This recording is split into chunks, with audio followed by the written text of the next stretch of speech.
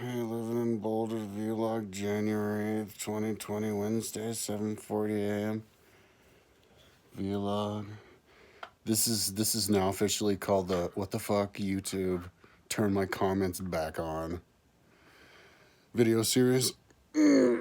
Cause yeah, like I looked at my video yesterday and it was like comments turned off, and I'm like, what? I've seen that in some other videos on other channels, and I don't know, like, do they automatically do that to you if you label yourself as a kids channel? I labeled my channel as a kids channel, my vlog channel. I'm also gonna label my main channel as a kids channel because the kids are of the future. So if you're in there on all the kids programs, then you're getting in on people early, and they know of you since early, which is good for me because I'll be around for a long time because my website will take forever to work to build. You know, kids can watch my website getting built. Plus, my idea is to shut down the schools for the kids, so it's all about the kids. And yeah. So anyway, um, so it said click here to learn more. So I clicked on there, and I was like, and they're like, yeah. And I clicked around, and I think I went through all the rabbit holes, and they set it up so that there's no place to click to get your comments turned back on. It's this like infinity maze. So if anybody ever hears of a way to get your comments turned back on, I sent them an email. So I'll send them an email every single day until I get my comments turned back on and I can get out of the maze. This is what happens when you get morons in charge of stuff, man. They need to make a policy that, like, if you work at Google or YouTube, you have to have a fucking YouTube channel so that you understand what the hell you're doing. Because otherwise, you're going to, like, take my freedom of speech away. You know, like, if somebody can't do a video and then communicate with people, that's the same thing as just running out in the woods and talking to yourself. That's what crazy people do. So you're basically making it policy that smart citizens have to be crazy people or treated like crazy people. Yeah, you want to talk? Yeah, just go out there, man. Go out there in the woods and talk to yourself, man. Go on. But at least I still have my video. I can talk to myself out in the woods and YouTube with my comments turned off, which doesn't make any sense because comments don't take any data, and we have a big problem. I mean, any space on the computer, and we have a big problem historically of saving information. You know, we lose information. I hope that most people realize that we wish we all had more information from the past, more books. There's lots of books in the past that got lost, and don't you want to have the books? So keeping the comments turned on is kind of like saving the books, right? Because it means you can save all the comments that get written. Kind of the same thing, right? See the connection there? So yeah, let's turn them their comments on, and until then, this video series is called "Turn My Goddamn Comments On," YouTube, retards. Okay, so what was I doing? So yesterday I was talking about how, yeah, maybe I would like hopefully like when I do the video again, like be done with Region 7, but no. That's not what happened. Like last night when I stopped the day was when I was working on this apartment that I had to finish because I guess it Pure Nessie? I'll have to go into my research again.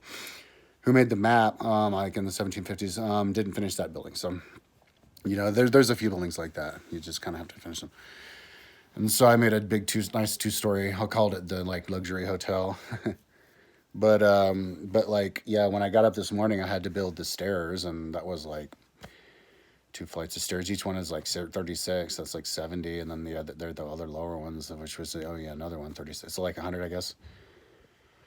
But did that, and then finished the building. Put the layers on, then moved on, and then did the levels of this other building, and then went and worked on the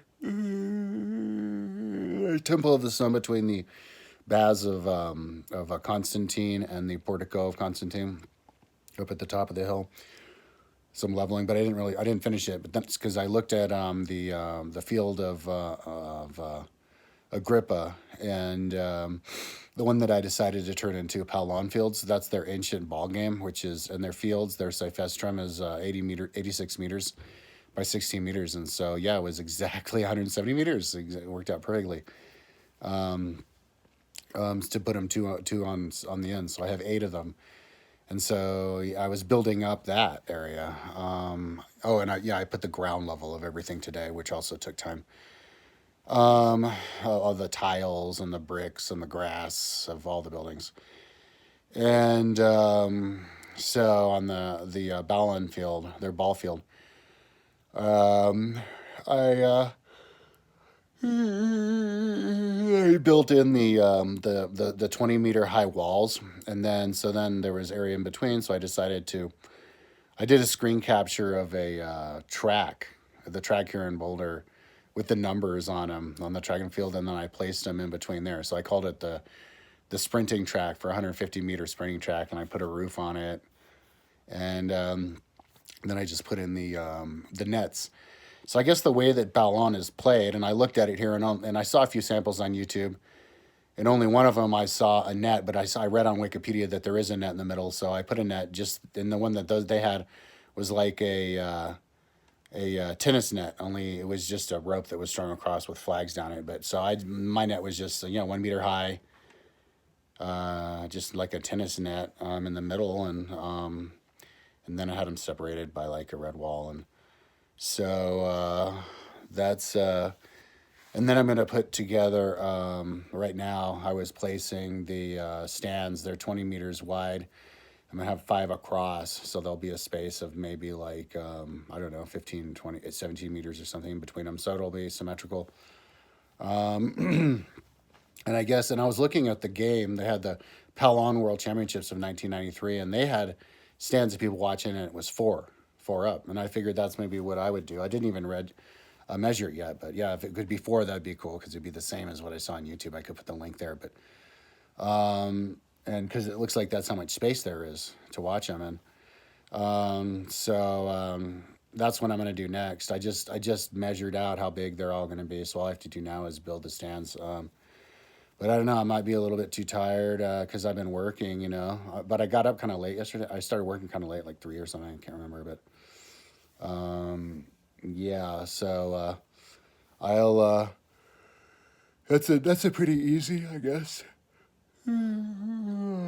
project to do. So maybe I'll just take a nap. I don't think I had a shower. I'll go have a shower now.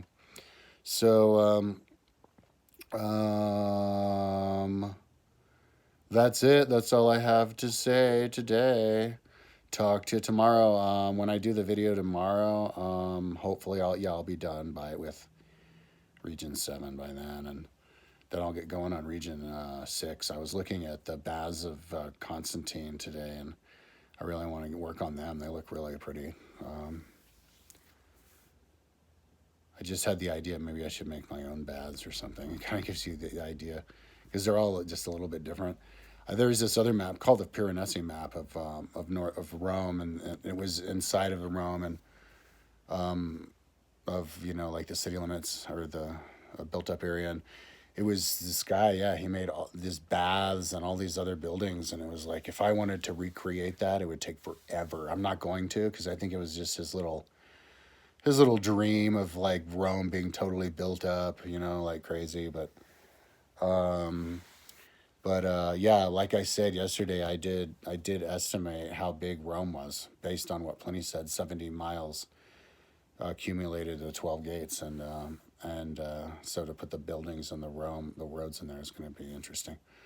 All right, so talk to you tomorrow. Hopefully I'll be working on Region 6, and if you want to download Region 7 now, check it out.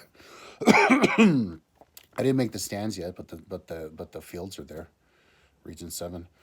All right, have a good one. Talk to you tomorrow.